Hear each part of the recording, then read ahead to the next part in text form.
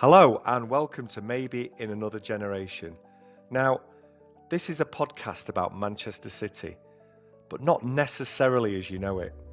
You see, we won't always be talking about the good stuff.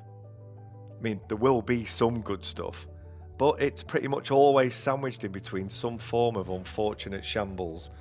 So it's only right that I get it out of the way now. Yeah, it's always great to immerse ourselves in the glory days of the last decade and a half. But who doesn't love a good tale of woe? And for those of us who've followed this club for longer than we care to remember, there are quite a few tales to be told. Periods in our history when City were completely unrecognisable from the club we know and love today. A club that always found a problem for every solution. A club that always managed to grab disaster from the jaws of success. A club that had more managers than they had points, had attended more protests than cup finals, and had more chairmen than... well, you get the idea.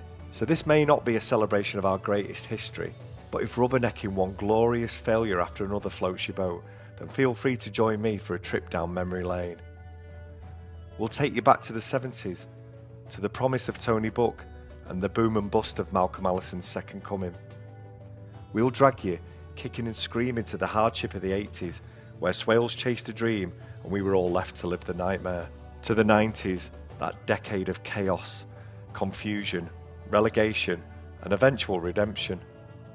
A time of upheaval on and off the pitch, where nothing felt certain, and yet, somehow, our love for City never wavered.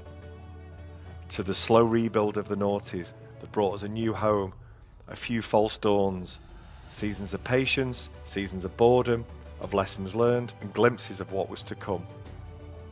And finally, to the last 15 years, when everything changed.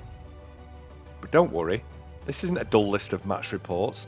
There's no mention of VAR, XG or assists. It's about what it felt like.